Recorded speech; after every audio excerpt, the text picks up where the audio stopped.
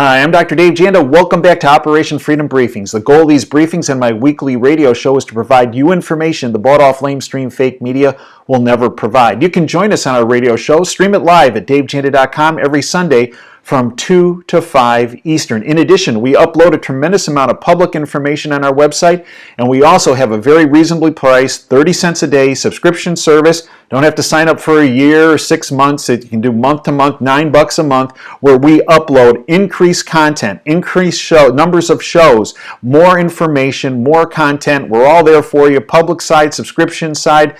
Take a tour around davejanda.com. I hope you find the information of value. Today I want to concentrate on probably the number one guy leading to the current Cold War between the United States and Russia, and his name is Bill Browder. Now, if you've heard that name before, it's because Putin brought it up at the press conference, that goat rodeo press conference that occurred, the reaction of the bought-off lamestream fake media and the deep state puppets afterwards about how Trump is has treason for meeting with Putin. Give me a break. They had to create smoke and mirrors to hide what Putin said at that press conference. Listen, this from Zero Hedge. Putin claims U.S. intelligence agents funneled $400 million to the Clinton campaign. You saw none of this in the bought-off lamestream fake media. They completely glossed over it so they could focus on that faux outrage about Trump being treasonous for even meeting with Putin. Oh yeah, it's treason to meet about trying to create peace. Okay. Well, it's treason to the deep state because the deep state is all about chaos, war, destruction. That's their business model. So they gain more power, control, and more money out of that chaos. Vladimir Putin made a bombshell claim during the summit's joint press conference with President Trump in Helsinki, Finland, when the Russian president said some $400 million illegally earned profits was funneled to the Clinton campaign by associates of American-born British financier Bill Browder, at one time the largest foreign portfolio investor in Russia. The scheme, this is what Putin, involved members of the U.S. intelligence community, said Putin, who he said, quote, accompanied and guided these transactions, end quote. In December of 2017, a Moscow court sentenced Browder in abstention to 9 years in prison for tax fraud, while he was also found guilty of tax evasion in a separate 2013 case. Putin accused Browder's associates of illegally earning over $1.5 billion without paying Russian taxes before sending $400 million to Clinton. Now look, you would think, imagine if this was reversed and it was $400 million was sent to the Trump campaign. No, $400 million. Well, even if it was 4 cents, it was illegal. And you would think if what Putin said was factually incorrect about money being funneled from Browder to the Clinton campaign, that the lamestream fake media would have been all over it, speaking about how disingenuous Putin was, how Putin was a liar. You heard none of this. The only thing, and give Greg Hunter from USA Watchdog a shout out on this. Greg's a great investigative journalist. About 6 days after, not a word on this, 6 days after TASS, the Russian news agency, came out with a report that initially 400,000 was sent to the Clinton campaign, still illegal, 400,000. The question is, in total, the 400 million was never disavowed by anyone in the U.S., the intelligence agencies, the lamestream fake media, no one in government. So it comes down to, who is this Browder character?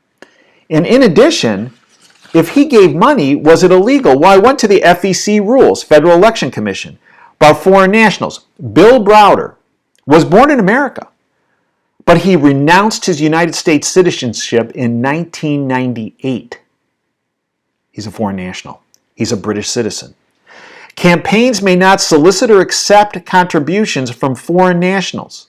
Federal law, it prohibits contributions, donations, expenditures, and disbursements solicited, directed, received, or made directly or indirectly by or from foreign nationals in connection with any election, federal, state, or local.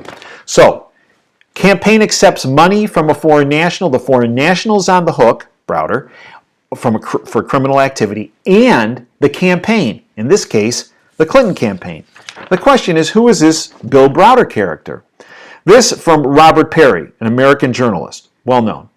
One man deserves much of the credit for the new Cold War, and that man is Bill Browder, a hedge fund operator who made his fortune in the corrupt 1990s world of Russian commodities trading. Browder is also symptomatic of why the United States government is so poorly informed about international developments, as he is the source of much of the congressional expert testimony contributing to the current impasse. He has somehow emerged as a trusted source in spite of the fact he has a self-interest in cultivating a certain outcome.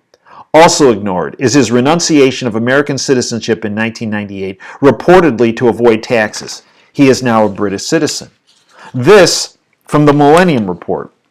Quote, deep state agent Bill Browder operated at the very nexus of the US and UK intelligence communities that conspired to produce both the fake Russiagate and very real Spygate. This from an intelligence analyst and former military officer.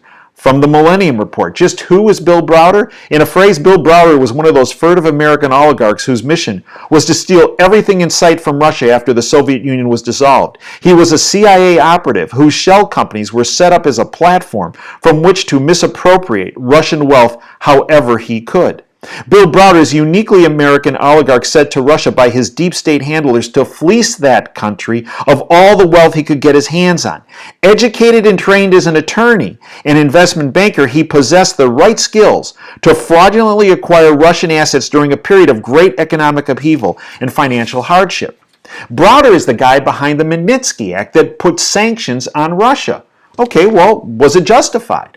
Browder said, hey, my attorney, Magnitsky, we were in Russia and we uncovered this criminal activity.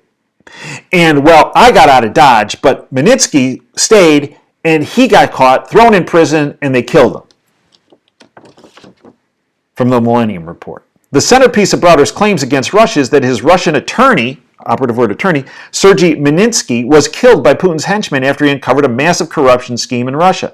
Actually, what really happened is that the Russian government uncovered Browder's massive crime syndicate that he worked with Magnitsky and along with the corruption scheme. Just like many of the other kleptocratic oligarchs, Browder was banned from Russia forever starting in 2005. Magnitsky did not get out of Dodge. He was prosecuted and put in prison. According to his family, he had a cardiac heart condition, died in prison. Interesting. Browder has always said, Magnitsky was my attorney. We were doing the legal thing. We were uncovering. Well, when Browder was under oath, shout out to Lee Stranahan, great investigative journalist as well. Stranahan says, go to the March 2015 deposition of Browder. They finally got him under oath. And when he was pushed on Magnitsky, he fessed up that Magnitsky actually wasn't an attorney, that he was an accountant. And yeah, he was working the books with Browder when he was in Russia. Key point, again from the Millennium Report. Because Magnitsky was such a valuable witness against Bill Browder, the Russian government would never have permitted Magnitsky to die while in their custody. The scuttlebutt within the intelligence circles is that an intelligence agency arranged for an insider to take Magnitsky out in such a manner that framed the prison administration. Only in this way could the CIA be assured that Magnitsky could not testify in court against Browder and what they were up to. Now, what they were up to is they were fronts for the CIA to, if you will, pilfer the Russian economy to help bring them down. He worked there in the late 90s and early 2000. This from Philip Giraldi, great journalist as well. Bill Browder, who benefited enormously from Russian corruption, has expertly repackaged himself as a paragon amongst businessmen, endearing himself to the Russia haters in Washington and the media. Curiously, however, he has proven reluctant to testify in cases regarding his own business dealings, with the exception to that March 2015 deposition, which I've listened to, which is available on the internet. When one gets past all of his bluster and posturing by one significant metric, Bill Browder might well be accounted the most dangerous man in the world. Driven by extreme hatred of Putin and of Russia, he personally and his Magnitsky myth have together done more to launch and sustain a dangerous new Cold War between a nuclear-armed United States and a nuclear-armed Russia, just what the deep state wants. Blind to what he has accomplished, he continues to pontificate about how Putin is out to get him, and when instead he, Browder is the crook who quite likely stole $230 million and should be facing the consequences. That the U.S. media and Congress appear to be entranced by Browder and dismissive of Moscow's charges against him is symptomatic of just how far the Russian phobia in the West has robbed people of their ability to see what is right in front of them. To suggest that what is taking place driven by Browder and his friends in high places could well lead to tragedy for all of us would be an understatement. Browder is a front for the deep state. His goal was to bring down the financial structure of Russia. They got caught. He got away. His accountant, not attorney, accountant, Mininsky, didn't. Bottom line, the deep state does not want peace. They want chaos. They want war. And that is why they were so frantic, so desperate, so hysterical after the Helsinki summit. They were concerned that information was transferred from Putin to Trump and Trump to Putin about deep state players in each of their respective countries, and that this would ultimately bring down the deep state infrastructure in both of those countries, nuclear-armed countries, which means peace. It's important. This is not the last you'll ever hear of Browder. His name will surface time and time again. I believe it will surface from the Trump side of the equation. The goal is to expose as many of these deep state players as possible, because as we expose them, we get to the truth of what's really been happening over the years. The goal is peace. And it goes back to Reagan's statement back in 1986 in Reykjavik, Iceland, when he was negotiating with Gorbachev. It's not treasonous to negotiate.